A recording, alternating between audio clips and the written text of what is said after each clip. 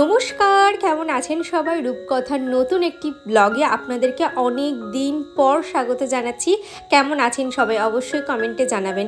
আমি তো ভালো আছি। আজকে সকালে ঘুম থেকে ওঠার পর ভাবছি না আর বসে থাকলে হবে না, মনের জোর নিয়ে আমি ব্লগটা শুরু করেছি। জানেন তো যে অনেক দিন পর ব্লগ দেব, কেমন রেসপন্স পাবো জানি না, তবে তার মধ্যেও নিজের মনোবল বা নিজের ভিউয়ার্সদের প্রতি ভালোবাসা এবং যে সমস্ত দিদিভাইরা আমাকে ভালোবাসে, তো তাদের উপরে বিশ্বাস রেখে আমি মনের জোর নিয়ে আবারও একটা ব্লগ বানাচ্ছি। তবে আমি কন্টিনিউ করার চেষ্টা করব। সত্যি কথা বলতে মাম্মাম একটু একটু করে বড় হচ্ছে, ওকে স্টেবল করা, তারপরেই তো আছে ও দেখাশুনো পড়াশুনো সবটাই আমার একা হাতে করতে হয়। আপনারা বুঝতেই পাচ্ছেন আমরা যারা ডেলি ব্লগ বানাই কতটা যে খাটনি, এর পিছনে এডিটিং সমস্ত মিলিয়ে মিশে না অনেকটা ঘেটেছিলাম। তাই জন্য কটা দিন আপনাদের থেকে একটু ডিটাচ ছিলাম। আমি শর্টস ভিডিও আপলোড করতাম, তবে আপনারা অনেকেই বলেছেন যে দিদি শর্টস ভিডিওর মধ্যে দিয়ে না সেই উপলব্ধিটা আপনাকে করতে পারছি না, আর পোষাচ্ছে না এইরকম শর্টস ভিডিও দেখে। তো ভাবলাম ঠিক আছে, এবার থেকে আমি লং ভিডিও যেমন একদিন অন্তরে একদিন দিতাম, তো তেমনই দেওয়ার চেষ্টা করব। আর আশা করছি তোমরা আমাকে আগের মতনই ভালোবাসবে। সকালের জন্য একটু খিচুড়ি করব, সেই জন্য আলু আর কুমড়োটা কাটছিলাম। তারপরে মাম্মামের পাপা এসে বললো খিচুড়ি করতে হবে না, আজকে একটু পরোটা নিয়ে আসবো। তো কি করব, এই যে এদিকে কাটা হয়ে গেছে, তো প্রথমে ভাবলাম যে কুমড়ো কাটা হয়ে গেছে যখন, আজকে তো সয়াবিনের তরকারি করব, সয়াবিনের তরকারির মধ্যে দিয়ে সয়াবিনের তরকারির মধ্যে দিলে কেমন লাগবে খেতে, সেই জন্য আমি না রিস্ক নিলাম না। কুমড়ো আর কিছুটা আলু আমি তুলে রেখে দিয়েছি টিফিন বক্স করে, তো আমি পরের দিন খিচুড়িতে দিয়ে দেব। আর এদিকে আলু কেটে নিচ্ছি। আপনারা অনেকেই আমাকে বলেছেন যে দিদি তুমি কিভাবে ব্লগ শ্যুট করো, কিভাবে ক্যামেরা সেট করো, কিভাবে ভয়েস দাও, সমস্তটাই শেয়ার করো। আর এতদিন পর আমি ব্লগ শ্যুট করছি, বিশ্বাস করবেন না আমি না ক্যামেরা কিভাবে অ্যাঙ্গেল নিতে হয় সব কিছুই মোটামুটি ভুলে গেছিলাম। আবারও যখন পরপর আমি ব্লগ বানাবো তখন আবার সেট হয়ে যাবে। সব কিছুই অভ্যেসের দাস, জানেন তো। আর এই কটা মাসের মধ্যে আপনাদের কথা যে আমার মনে পড়েনি তা কিন্তু একদমই নয়। আপনাদের খুব সুন্দর সুন্দর কমেন্টগুলো আমি খুব মিস করতাম, জানেন তো। শর্টস ভিডিওতে আপনারা অনেকেই কমেন্ট করতেন, আবার অনেক দিদিভাইরা কমেন্ট করতেন না।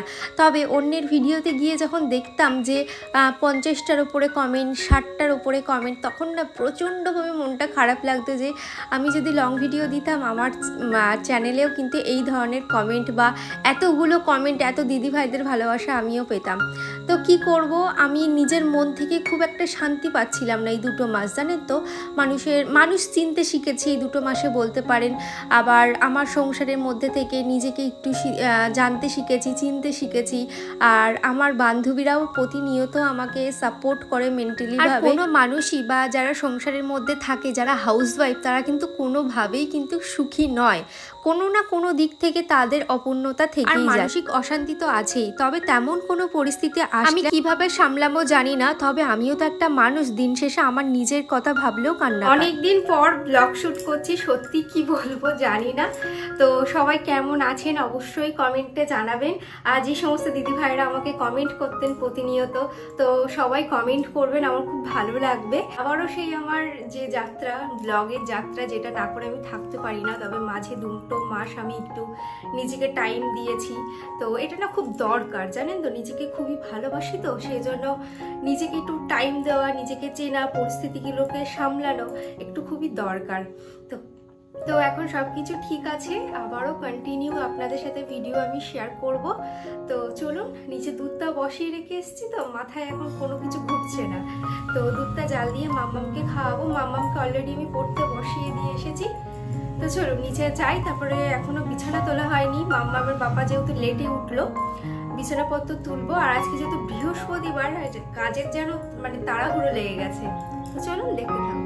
তো যখন যেরকম পরিস্থিতি হবে সেই পরিস্থিতিকে মানিয়েই কিন্তু আমাদের চলতে হয়। যেমন এই 2 মাসে আমার ওপর দিয়ে অনেক কিছু গেছে। তো তার মধ্যে আমরা বেড়াতে গেছিলাম দার্জিলিং, সেই স্মৃতিগুলোও আপনাদের সাথে একটু একটু করে শেয়ার করেছি। তো এরকম টুকটাক জিনিস আপনাদের সাথে শর্টসের মাধ্যমে হোক, লং ভিডিওর মাধ্যমে হোক শেয়ার করব। তবে এবার থেকে শুধু সংসারে কাজ না, আমার লাইফে কি চলছে, আমার লাইফে কি ঘটছে, সেগুলোও আপনাদের সাথে শেয়ার করব। আমি চাই এই রূপকথাকে তোমরা আরও ভালোভাবে চেনো। এই 2 মাস পরে যখন আমি ইউটিউবে ব্যাক করলাম মানে লং ভিডিওর দ্বারা, তখন আমি ডিসাইড করেছি যে শুধু সংসারে কাজ বা টিপস না, আমার জীবনটা কিভাবে চলছে, আমার জীবনটা আমি কিভাবে চালাচ্ছি, আমার জীবনে কোন কোন খুশির মুহূর্ত আছে বা কোন কোন দুঃখের মুহূর্তগুলো আসতে চলেছে সমস্তটাই শেয়ার করব। তবে হয়তো খুব প্রপারভাবে শেয়ার করতে পারবো না, প্রত্যেকটা সংসারে তো একটা রেস্ট্রিকশন থাকে। তো যাই হোক, আমি শেয়ার করব আমার লাইফস্টাইলের মাধ্যমে আমি কেমন আছি, আমি সুখী আছি নাকি আমি মানসিক অশান্তিতে আছি, সেগুলো আপনাদের সাথে শেয়ার করব। তবে খুব পরিস্থিতি খারাপ না হলে আমি ব্লগ বন্ধ করব না। তো যেমনই হোক, যেমনভাবে হোক, আমি ব্লগ আপনাদের সাথে শেয়ার করব। তবে আমার এই এডিটিংয়ের মাধ্যমে আপনারা আমাকে অনেক বেশি ভালোবেসেছেন। তবে হয়তো এডিটিংটা হয়তো আগের মতন খুব একটা ভালো না করতে পারলেও আমি প্রত্যেক দিন কিন্তু মানে একদিন অন্তর একদিন যেমন ভিডিও দিতাম তেমনই দেব। আচ্ছা, তোমরা কি দেখবে সেটা আমাকে অবশ্যই কমেন্টে জানিও। তো এই হচ্ছে কথা, অনেক কথা বললাম, কারণ এই কথাগুলো বলা আমার দরকার ছিল, জানেন তো। আপনাদের সাথে পুরোটা যদি আমি না বলি না, তাহলে না মন থেকেও একটা শান্তি পাচ্ছি। তবে এবার থেকে শুধু ঘরের ভিডিও না, আমার লাইফস্টাইল ব্লগ আপনাদের সাথে শেয়ার করব, আমার লাইফটাকে শেয়ার করব। আর এদিকে দেখুন, সকালে উঠেই তো আজকে যেহেতু বৃহস্পতিবার, ঘরদোর মুছে নিয়েই তারপরে রান্নাঘরে এসে রান্নাটা করব। আজকে ভাবলাম স্নান করে পুজো করে তারপর রান্না করব। তো তারপরে ভাবলাম না, মাছ রান্না করতে হবে, তো একেবারে রান্না করে ফ্রেশ হয়ে তারপর পুজোটা করব। আর ঠাকুর ঘরের লাইট লাগানো হয়েছে, সেই জন্য ভাবলাম ঠাকুর ঘরটাও তো গোছাতে হবে, সিংহাসন মুছতে হবে, তো সমস্তটাই এখন করব না, আর হাত দেব না। সেই জন্য একেবারে স্নান করে সমস্তটাই গুছিয়ে নেবো। আর এদিকে ঘর বাড়িগুলো মুছে নিচ্ছি। আমাদের এই যে ডাইনিং এরিয়াটা, এখানে না সাদা টাইলস বসানো হয়ে গেছে। তো আগে যদি জানতাম, আমি সাদা কখনোই বসাতাম না। সাদা বসালে জানি মানে সাদার ওপরে কোনো জিনিসই হয় না। তো যাই হোক, সাদাটা না খুব ময়লা হয়, তো ভাবছি কালী পুজোর আগে একটু ক্লিন করার ইচ্ছা আছে। আর এদিকে আমি আজকে রান্না করব হচ্ছে সয়াবিন। আর ওদিকে দেখুন, আমি জলপাইটা কি সুন্দরভাবে সিদ্ধ করে রেখেছি। জলপাইয়ের চাটনি আমি খুব একটা ভালো পারি তা কিন্তু না, তবে মোটামুটি পারি। তবে রিসেন্ট আমি আমার মেজো মাসির বাড়িতে গেছিলাম, তো মাসির পুরনো বাড়িতে একটা গাছ আছে, জলপাইয়ের গাছ। তো মানে পরিমাণে জলপাই হয়ে আছে, মনে হচ্ছিল পেরে নিয়ে আসি। আর সত্যি কথা বলতে, এই ব্লগের মাধ্যমে কিন্তু আমার কাজ গোছানো বা পরিপাটি এই জিনিসটা আপনারা খুব ভালোবাসেন, আমারও খুব ভালো লাগে, জানেন তো। যাই হোক, এখানে মশলা বেটে নিচ্ছি রান্নার জন্য। আর আপনারা তো জানেন আমি শিলনোড়ায় বাটনা বেটে আমি রান্নাটা করি। আর আমাদের বাড়িতে মিক্সি খুবই কম ব্যবহার হয়, মানে টুকটাকের জন্যই মিক্সিটা ব্যবহার হয়, শিলনোড়াটাই কিন্তু বেশি ব্যবহার হয়। তো যাই হোক, এখানে মশলাটা বেটে রাখলাম। আর এদিকে দেখুন চাটনিটা বসিয়ে দেব।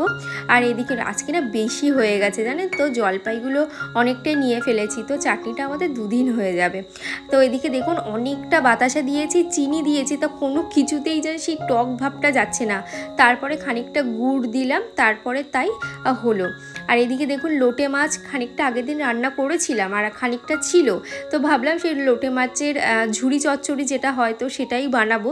এই যে লোটে মাছের ঝুড়ি চচ্চড়ি বানিয়েছি। আপনারা তো জানেন আমি গাছে চাল ধোয়া জল দিই, তো সেই সকালবেলা ভাত বসানোর সময় জলটা রেখে দিয়েছি, এখনো পর্যন্ত দেওয়ার টাইম পাইনি, এখন দিচ্ছি। আর একটা গাছ এক্সট্রা আমার হয়েছে, সেটা হচ্ছে এই যে দেখাই, এই যে এই গাছটা আমি নতুন এনেছি মায়ের কাছ থেকে, এত সুন্দর হয়েছে।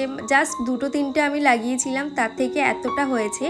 গাছ যখন বাড়বে না বাড়ির মধ্যে, তখন বুঝে নেবেন যে বাড়ির মধ্যে কোনো নেগেটিভিটি নেই, আর খুব ভালোভাবে পজিটিভভাবে গাছগুলো বেড়ে উঠছে। আপনাদের সাথে অনেক কিছু শেয়ার করারও আছে। আর এদিকে সয়াবিন আলুর তরকারিটা করে নিচ্ছি, খুব একটা ভালোভাবে যে করেছি তা না, নর্মাল যেমন হয় তেমনভাবেই করেছি, মশলাপাতি একটু কমই দিয়েছি। তারপরে রান্নাঘরটা ক্লিন করে নিচ্ছি, তারপরে বাসন কাসন মেজে তারপরে যাব স্নান করতে। আজকে না একটা পার্সেল এসছে, সেটা হচ্ছে এম কাফিনের একটা বডি ওয়াশ। তো আগে তো আমি হচ্ছে হিমালয়াটা ব্যবহার করতাম, তারপরে তোমার অ্যাপেলো থেকে নিয়ে এসেছিলাম, তো সেইগুলো ব্যবহার করছি। তবে এম কাফিনেরটাই ফার্স্ট টাইম। কেমন হয় জানাবেন তো, আপনারা কি ইউজ করেছেন। আর বাড়ির ওপরে এসেছিলো 150 টাকার মতন ঘি নিয়েছি। আর এই দাদুটা ঘি আনে, খুব সুন্দর ঘি, প্রত্যেক বৃহস্পতিবার করে আসে, তো আমাদের যখনই ফুরিয়ে যায় এই দাদুটার কাছ থেকেই নেওয়া হয়। এদিকে রান্নাবান্না সেরে এখন গ্যাস ওভেনটাও ক্লিন করে নিচ্ছি। আচ্ছা, আপনারা অবশ্যই কমেন্টে জানাবেন যে আমার এই এতদিন পর ব্লগ দিচ্ছি কেমন হলো, অবশ্যই কিন্তু কমেন্ট করবেন আপনারা। আর এদিকে দেখুন স্নান করে এখন ঠাকুর ঘরে চলে এসেছি। অনেক দিন পর জানেন তো ঠাকুরের সিংহাসনটা মুছে নিচ্ছি আর নিচের সমস্ত কিছু এখন গুছিয়ে নেব, কারণ অনেক দিন পর এই সিংহাসনের লাইটগুলো লাগানো হয়েছে। সেই ব্লগ যখন আমি বন্ধ করি তারপরেই জানি না সিংহাসনের লাইটটা কেটে গেছে। গতকাল আমার হাজব্যান্ড আবার লাগিয়ে দেয়, তো বেশ ভালো লাগে। আজকে বৃহস্পতিবার মহাদেবকে খুব সুন্দরভাবে সাজিয়ে এখন রসমালাই দিয়ে আজকে পুজোটা দিলাম, মানে ভোগ দিলাম আর কি। আর এই থালা গ্লাসগুলো আমার মা কিনে দিয়েছে। তো কেমন হয়েছে অবশ্যই জানিও। আজ আসি তাহলে, টাটা।